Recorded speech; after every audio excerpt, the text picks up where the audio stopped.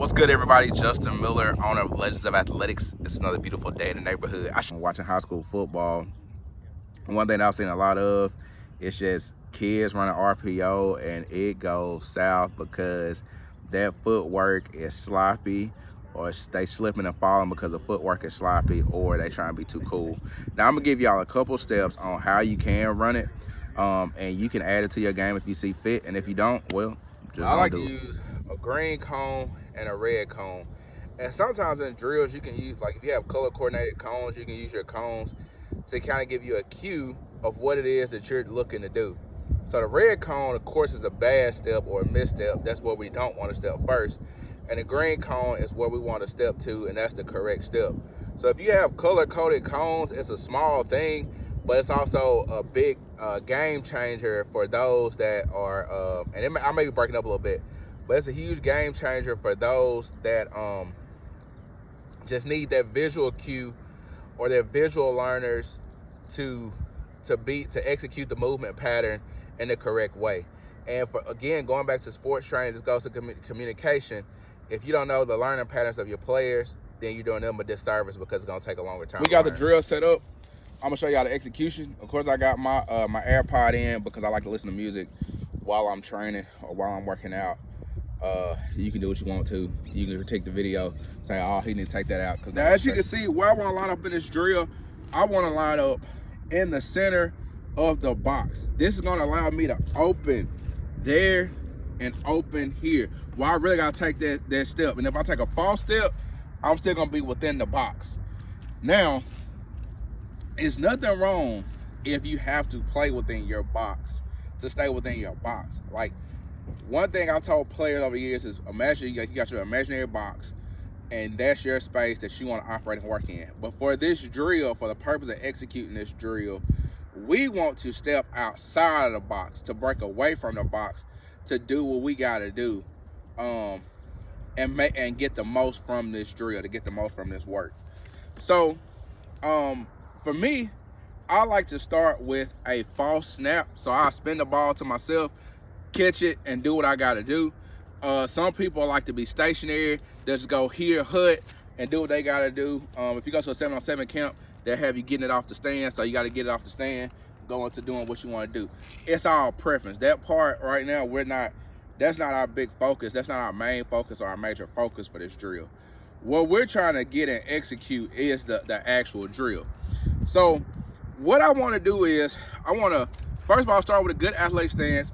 If you want to be here, if you can operate here with your hips high and not being athletic, that's fine. But we need to start with some athletic stance. I'm 32 years old, and if I can drop down into some semblance of a stance, you can too. So we want to start with an athletic stance, and we're going to get the ball, sit hut, going to go to that, and then we're going to open up left. We're going to start left first. So some people, you don't want to be too wide in your stance because that makes you boxy and you're unable to move and be athletic. You want to be, now if you're 6'2", it's going to look wide.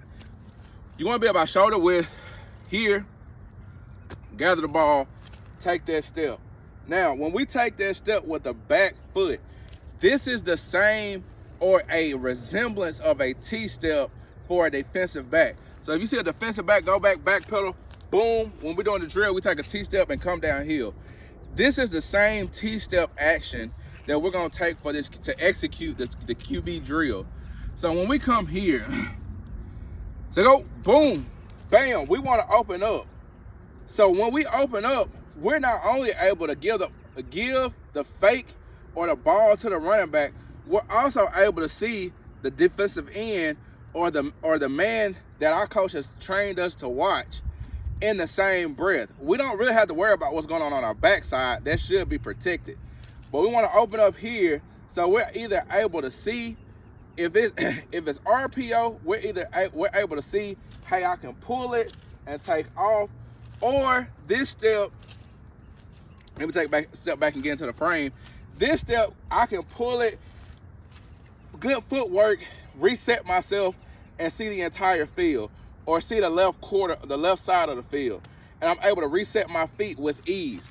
Rather than if I took this step first and then I have to open up and it's just real clunky to get back around. So let's see it both ways. We're going to go green first, so we're going to take the correct step. Boom, bam, there we go. We're going to take just one step. That's what we're going to start with, one step. Now, if we're going with the red cone, that's going to be our bad step. So let's say, for instance, same thing, same RPO action. And for any of y'all that's watching, you probably seen this on Friday night. So go here, boom, boom, there. And you see how my shoulder, how I'm cut off? I couldn't, like, this way, if I wanted to, I could throw a swing pass. If I got a runner, I mean, not the running back, if I got a slot running a bubble, I could throw the bubble route or a swing pass. If I start here and go here first, I got to step back, reset, then throw it. That's too much time.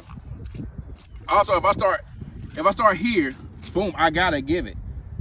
I got to give it or come off his tail and run it behind, scrape off him and run behind him. We want to avoid those things because we always want to give ourselves the most options possible. Now, if your coach says, well, off this play, I had to look, somebody's close to my car. I didn't want to get hit up in case I got to go run and get my car. But anyway, so if you're in a situation where you have to run, or we run a QB sneak, then yeah, you're going to, of course, naturally run downhill. That's going to be your first step. Whatever your push-off leg is, your first step is there. But if we are running things with options, we got to give ourselves options within the option. So again, here, boom, there. I had to get around, but I'll go here, boom, there, there. Here, boom, ride it out, there, there. Same thing, vice versa. We went the other way, boom, there. The critical step is whatever leg we're leaning towards the running back with. That's the foot we're opening up. That's my exact stance. That's what I want it to look like. In ballet, I think it's called a plie, something like that. Dance, rather. Here. Here. Always give yourself options. Give yourself options and give yourself the less room for error. Also, real quick, let's talk about this. If I'm here, let's say I get this ball and go here.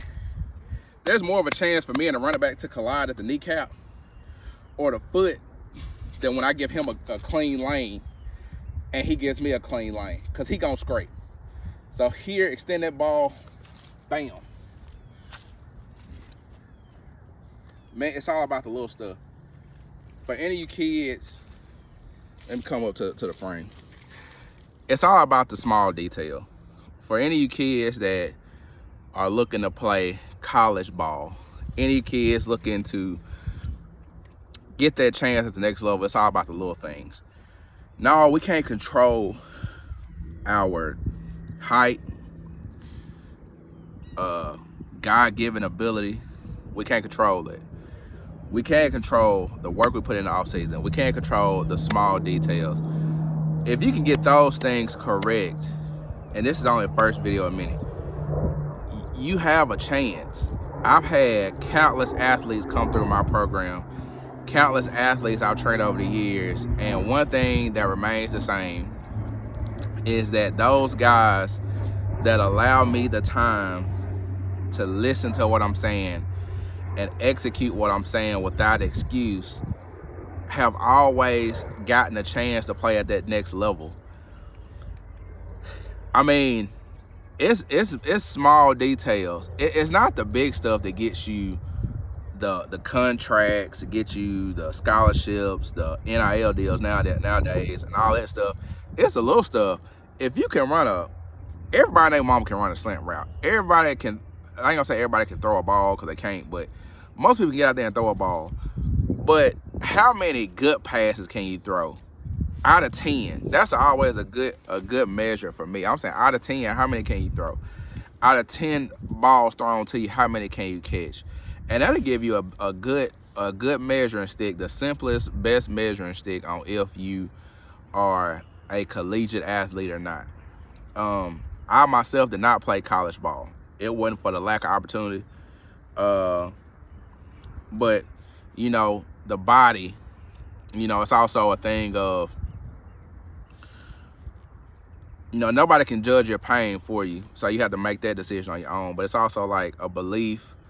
What can your body withstand? Because football is a very violent and physical sport, and I wish, you know, that I never got out of the game. But you know, one day, the greatest quote I ever heard is, either the game will be done with you or you'll be done with the game.